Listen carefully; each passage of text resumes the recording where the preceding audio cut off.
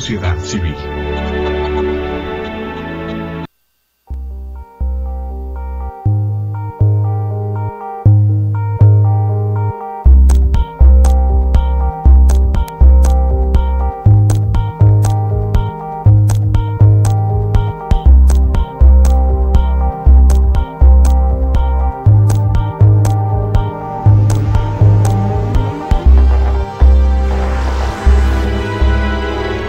Canal Patrio, voz e imagen de la sociedad civil. Hola, ¿qué tal? Buenas tardes. Soy Jesús Zapata en su programa Gestión Social. Los saludamos en este jueves 11 de septiembre de 2014. Y primero, si me lo permites, Francisco, déjame saludar afectuosamente al maestro en filosofía Diego Eduardo Merino Lazarín. Gracias, porque contigo el día de hoy iniciamos una etapa participando tú como facilitador del programa. Y además, en estos buenos oficios, el día de hoy la presencia de el psicólogo Francisco Zúñiga Ibarra obedece a tus buenos oficios. Muchas gracias, Diego. Gracias a ti, Jesús. Te quiero pedir que, dada esta dinámica que hemos acordado, el día de hoy con un tema sumamente importante, trascendental. Hablar del budismo es algo original, es algo original en México. Y si hablamos del budismo en México, y en esta ocasión, una experiencia de acercamiento hacia el budismo. Entonces, ahora sí, pedirte, Diego, que con esa nueva dinámica que tenemos de 3 módulos, nos hagas entonces el inicio del programa y luego ya nos vamos en el recorrido con Francisco. Bien. Adelante, pues por favor. Jesús, primero, gracias por este debut. Gracias a toda la audiencia y por supuesto gracias a Francisco. Muchas gracias a ambos. Nos está haciendo el honor de estar con nosotros. Sí, es verdad. Y pues para no dejar, se lo dedicamos a Slyman de Corea. Muy bien. Slyman está en Corea del Sur, claro. Sí, se nos va a sentir entonces, ¿no? Que conste que es dedicado a él, ¿no? Con mucho gusto. Además. Así es, por supuesto que sí, mi hermano. Sí. Entonces, pues sí, el tema de hoy es el budismo en México, una aproximación a su experiencia. Y para ello, bueno, Francisco nos ha hecho, repito, el honor de estar con nosotros. Él es licenciado en psicología, sí. Tiene especialidad en psicología social y clínica. Y esto, bueno, es solamente un fragmento de su enorme trayectoria. Y sí es un currículum amplio, pero un currículum tan amplio me parece que solamente puede responder al trabajo de una obra. Entonces, su obra es muy extensa, es muy fuerte, y esto, bueno, lo sustenta en un momento dado con 25 años como budista zen practicante. De ahí que su presencia sea tan importante el día de hoy con nosotros. Lleva 18 años como Dharma Mitra del Centro Budista de la Ciudad de México y es representante del Centro Budista de la Ciudad de México ante la Comunidad Budista de México y representante de la Comunidad Budista de México ante el Consejo Interreligioso de México.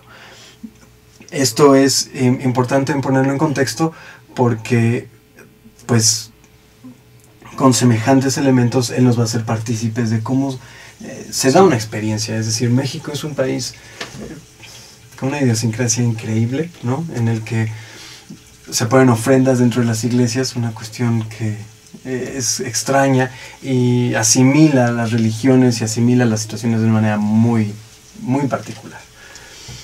En el budismo, bueno, pues así como ha ido creciendo en los últimos años, me parece, el budismo en México y su número de practicantes, también hay otro sector que no está inserto a ninguna clase social, es un fenómeno cultural en el que todavía hay mucha gente que reconoce la figura del Buda o el budismo en esta figura robusta que está pues en el año nuevo chino, ¿no?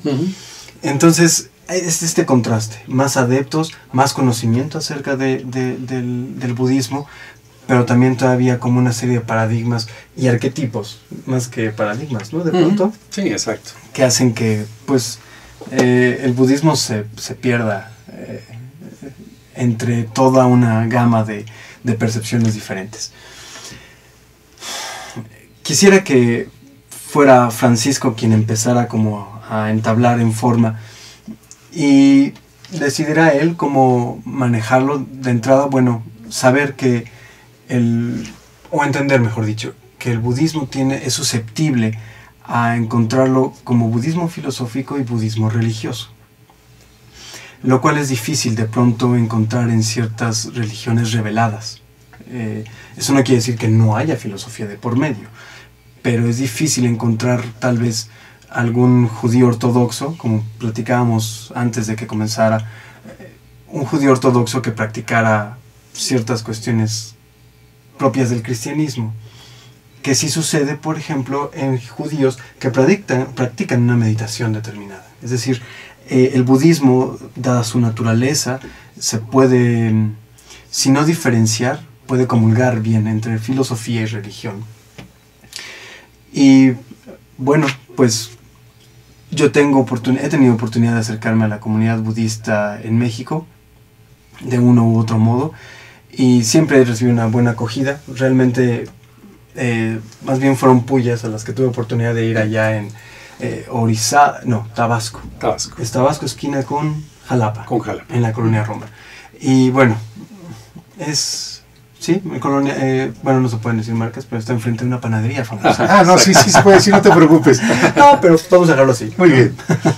Entonces, Jalapa y Tabasco. Exacto. Ahí en la colonia Roma. Sí. Y bueno, este acercamiento siempre ha sido muy grato y definitivamente es multifacético, ¿no? Creo que ahí tú serás quien lleve la batuta, Francisco, y nos hagas, no sé, un panorama más amplio. Pero yo quisiera darles primero un agradecimiento sincero por esta invitación. Es una magnífica oportunidad de hablar de algo que está en el ambiente cierto. El budismo es algo que pareciera estar cada vez más presente en diferentes ámbitos. A veces hasta con la mención de grupos de yoga que dicen este es un ambiente minimalista zen, ya tiene una referencia al budismo, ¿no? Que no tiene nada que ver una cosa con la otra, pero ya hacen una referencia a, ¿no? Hasta ver gente de pronto en la calle con hábitos como los monjes tibetanos, que de pronto los ve uno en la calle y dicen, ¿y esos quiénes son? ¿No? Unos que andan vestidos de color naranja y mostaza y por ahí, ¿sí? Entonces, esto está siendo cada vez más notorio en la sociedad mexicana y vale la pena hacer un contexto en dónde estamos en este momento. Primero, el budismo en México cuenta alrededor de unos 108,000 budistas, ¿sí? Según el último censo. Sin embargo, no es un censo muy confiable. A la hora de que se contabilizan los distintos miembros de diversas religiones, por supuesto, mayoritariamente es el catolicismo, ¿sí? De los 90 y tantos millones que hay registrados en el último censo, cuando menos 80 millones eran católicos, pues unos 8 millones protestantes y el resto repartidos entre todos los demás. Pero una cosa que es bien interesante es una cifra que me llamó la atención, es que se registraba una cifra de casi 9 millones de personas sin religión en México. No tienen ningún tipo de adhesión a ningún tipo de religión o no se atrevieron a admitirlo, ¿sí? Dentro de estas, porque también la forma de registro que tiene el INEGI de los que son budistas, pues lo ponen como hinduistas, budistas y Hare Krishnas, ¿no? Se lo ponen todo junto. Entonces la cifra, sí, entonces lo ponen, no está bien identificado. Sin embargo, la última cifra anda alrededor de estos 108,000 budistas en México, y en el mundo también hay este mismo tipo de problema de identificación, y hay una razón, ahorita la voy a explicar. La cifra va de los 230 millones a los 1.690 millones. La diferencia es muy grande. Claro, sí. ¿En dónde estriba esta diferencia? Bueno, primero ¿dónde colocaría al budismo? La colocaría o bien como la segunda religión con mayor cantidad de adeptos en el mundo, o la sexta, ¿sí? De acuerdo a estas dos cifras. El problema está en China, ¿sí? En China todavía el 52% de la población no se atreve a estas alturas a admitir que profesa algún tipo de religión.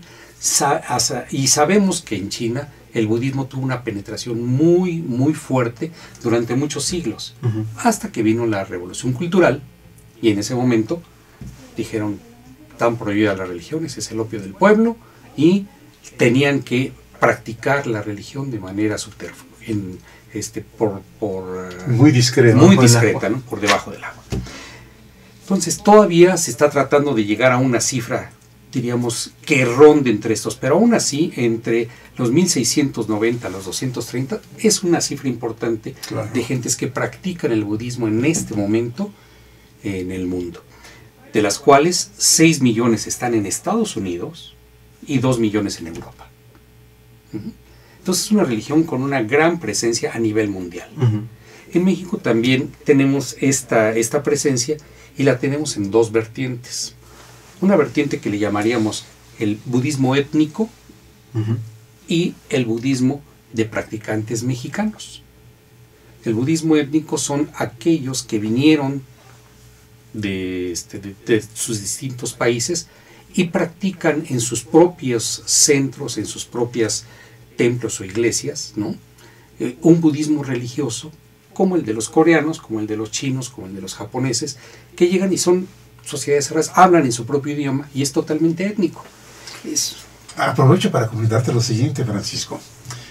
Es una información reciente de la arquitecta Yolanda López Gutiérrez, a quien saludamos con el afecto de siempre, porque es una seguidora nuestra, vamos, muy cercana. Ella siempre nos está siguiendo el paso. Ella es directora de la prepa UPAEP Sur. La UPAEP es una universidad católica. Tiene 2 alumnos coreanos y sus padres son ministros budistas. Algo que me sorprendió cuando me lo comentó, porque además ella sabe, y seguramente nos está viendo, del tema que el día de hoy estaríamos pidiéndote abordar, hablando de budismo en México. Y me sorprende mucho porque, siendo los padres de estos chicos ministros budistas, escogieron una preparatoria católica para que ahí vayan a estudiar sus hijos. Eso a mí me tiene muy sorprendido. Vamos, ¿cómo es la mentalidad de quien es budista? Sobre todo ellos que son coreanos. Exacto. Llegan a México y escogen una escuela católica para que sus hijos estén ahí. Es común que suceda eso, ¿eh? El budismo, a donde ha llegado, ha entendido la cultura local.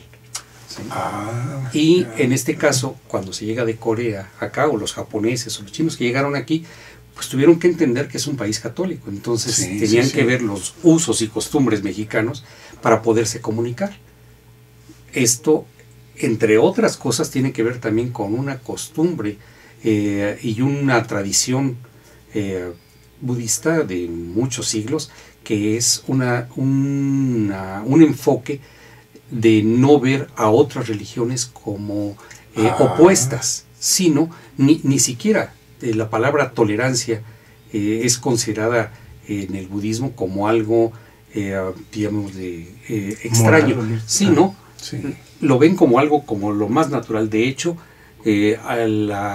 diríamos, en el momento de que se saluda a un miembro de otra religión, el propósito no es tolerar ese miembro de otra religión, sino decir, honro la diferencia que hay entre tú y yo. Honramos la diferencia más que te tolero con tu religión. Son dos visiones diferentes. Exactamente. Sí. Es una asimilación más que una aguantar. Pero sin sincretismo. ¿Sí? Yo puedo entender que tú quieras ser, vamos a suponer que fueras evangélico, yo digo, qué bueno, sigue. De hecho, el mismo Buda, hubo gente que se acercaba a él, sobre todo seguidores del jainismo en ese momento, que son contemporáneos, que le decían, maestro, vengo a que tú seas mi maestro ahora. Y sabía él que le estaban poniendo un 4. Le decía, con todo gusto, siéntate, pero te pido que regreses con tu maestro y honres a tu maestro. Si después de que hayas aprendido todo lo que tengas que aprender con él no te satisface, estás bienvenido aquí. ¿Sí? Claro. Ahí, Francisco, creo que está justamente el meollo de la segunda acepción que ibas a dar entre budismo étnico y el otro budismo, que es el budismo practicado por los mexicanos, que ahí están agrupadas las principales escuelas que hay en el mundo, que tienen representantes en otras partes, en este caso en México. Entonces hay una asociación que se llama Comunidad Budista de México. Ahí se agrupan las escuelas muy tradicionales, las escuelas de orden antiguo que se llaman Theravadas, las escuelas Mahayanas, que es el periodo tardío, ¿no?, que va del año aproximadamente 5 o 6 antes de Cristo hasta 500 años después, y el periodo ya último, que es el periodo tibetano, conocido como Vajrayana. Entonces el primero es Theravada, Mahayana y Vajrayana. ¿Sí? Esos tres tienen representantes en México. El Vajrayana es Casa Tíbet y todos estos. Del periodo intermedio está el Centro Budista de la Ciudad de México, que agrupa estos tres movimientos, y del principio pues está Casa Vipassana y otras. Ahí están agrupadas en esta asociación todos estos practicantes de cada una de estas formas de budismo. ¿A que tú perteneces es al Centro Budista? Sí, el Centro Budista de la Ciudad de México, que es la Orden Budista Triratna, que significa 3 joyas. Que esa es la forma en que se reconoce a un budista, es porque tiene de figura al Buda como inspiración, tiene un camino o enseñanza, y tiene un grupo con el que se reúne. Entonces el primero se llama Buda, Dharma y Sangha. Muy bien. Sí, son las 3 joyas. Hasta este momento hemos llegado al cierre del primer módulo. Vamos a un breve intermedio y regresamos con ustedes. No se vayan, por favor. Gracias, Isabel.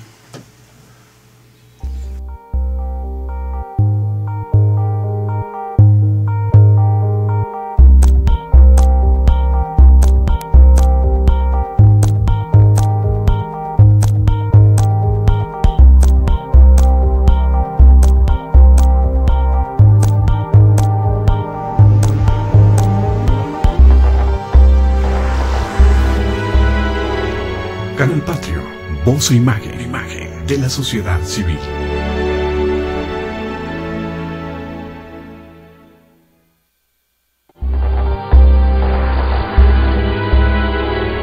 Canal Patrio, voz e imagen de la sociedad civil.